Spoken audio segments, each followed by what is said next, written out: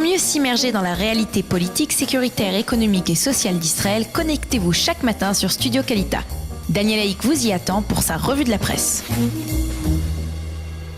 Voilà, 8h26 sur Studio Kalita, lors de la revue de la presse ce matin, une revue de la presse qui a choisi comme titre essentiel et qui est mentionné dans l'ensemble des quotidiens, la décision de la commission des juges, de nomination des juges, qui a décidé de voter en faveur de la nomination de 2 nouveaux juges à la Cour suprême qui sont proches des convictions de la ministre de la Justice, Ayelet Shaked. Il s'agit des juges Alex Stein et Ofer Groskops. Tous les quotidiens parlent de pari tenu pour la ministre de la Justice, Ayelet Shaked. Après plusieurs heures de délibération, elle a réussi donc à obtenir ce qu'elle voulait en faisant nommer 2 juges de la Cour suprême qui sont proches de ses convictions. Elle a déclaré tout de suite après cette nomination cette démarche s'inscrit dans la politique visant à faire de la Cour suprême ce qu'elle doit être, une institution qui interprète la loi votée par les législateurs et non qui la remplace. Cela veut bien dire ce que cela veut dire. C'est donc ce qu'a déclaré Ayelet Shaked après l'annonce de ce choix de nommer ces 2 juges. Il y a un an, j'ai entamé cette démarche de modifier la composition de la Cour suprême en nommant 4 nouveaux juges. Hier, nous avons complété cette démarche avec la nomination du professeur Alex Stein et du juge Ofer Groskop. C'est un jour de fête pour le système juridique en Israël, a encore déclaré Ayelet Shaked. La commission pour la désignation des juges a débattu donc pendant 9 heures avant de trancher. Le professeur Alex Stein est considéré comme un juriste de renommée internationale, un conservateur. Il était donc le candidat préféré d'Ayelet Shaked.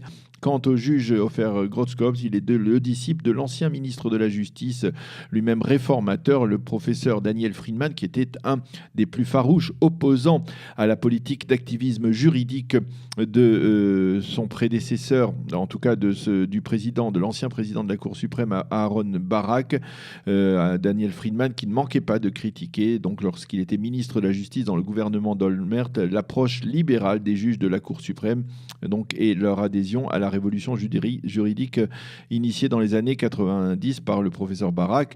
Quant à la présidente de la Cour suprême, Esther Chayut, elle a salué hier la nomination de ces 2 nouveaux juges à la Cour suprême, ainsi que de 25 autres juges dans les divers tribunaux de paix et de district en Israël.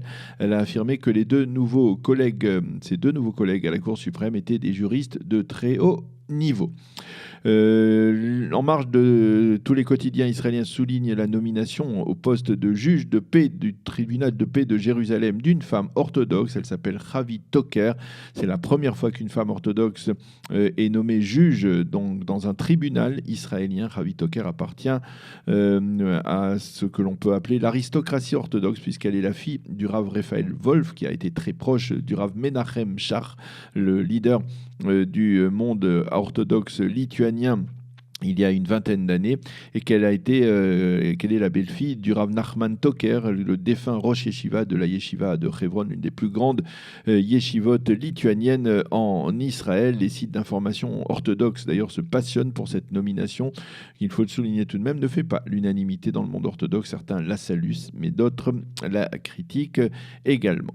Pour les médias plus généralistes, cette nomination est la confirmation de l'ouverture d'une partie du monde orthodoxe à la société civile israélienne.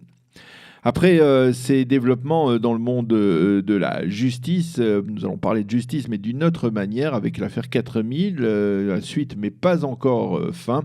La police disposerait d'une preuve en or dans l'affaire 4000. Il s'agirait d'un enregistrement dans lequel Shaul Alovitch, le patron de Bezek, donne au rédacteur en chef du site Walla des directives très claires sur la manière de couvrir favorablement dans son site Binyamin Netanyahou et sa famille. C'est apparemment cet enregistrement qui a conduit le conseiller juridique du gouvernement Avichai Mendelblit à ouvrir une véritable enquête judiciaire et à ne pas se contenter d'une vérification de l'office des obligations. Ceci étant, les quotidiens israéliens citent l'ex-conseiller de presse de la famille Netanyahou, Nir Refet, qui a exprimé ses très extrêmes difficultés à vivre au cours de ces derniers jours en prison dans des conditions assez inquiétantes. Je me suis effondré, des puces m'ont piqué pendant les 3 journées où j'étais détenu en prison, Nir Kefetz a fait ses déclarations devant la juge qui devait décider de prolonger sa garde à vue.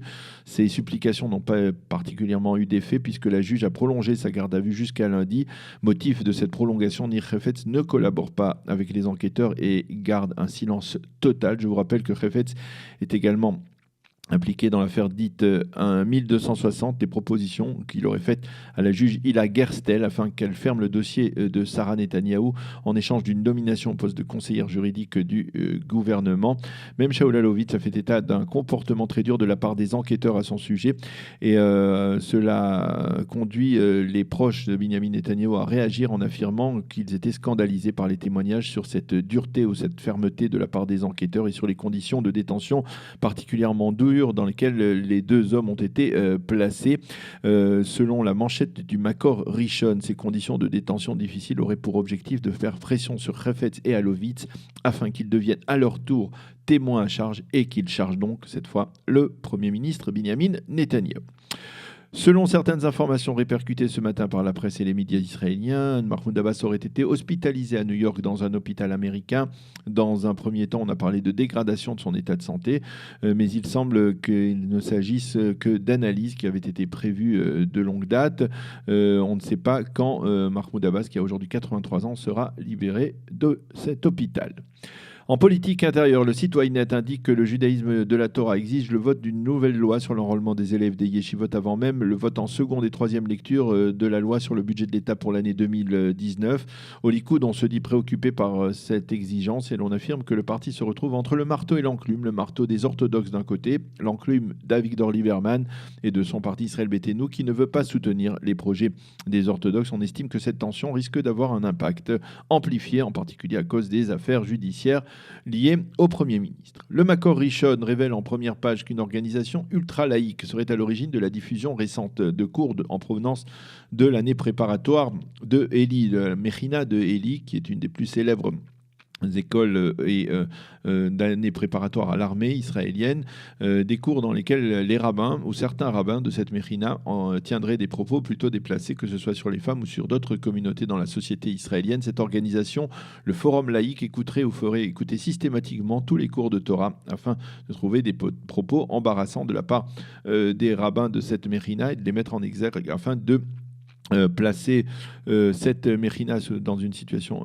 délicate, en particulier par rapport au ministère israélien de la Défense qui finance une partie des frais de cette Mechina, qui prépare, il faut le rappeler, ses élèves à l'armée israélienne en particulier, souvent dans des unités de combat et d'élite de l'armée israélienne.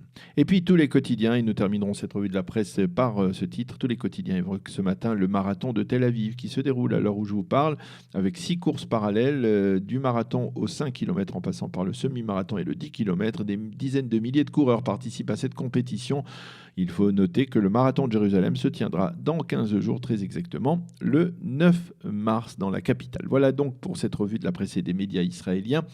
Nous allons marquer une pause et ce sera tout de suite après la chronique d'Eliana Gurfinkel.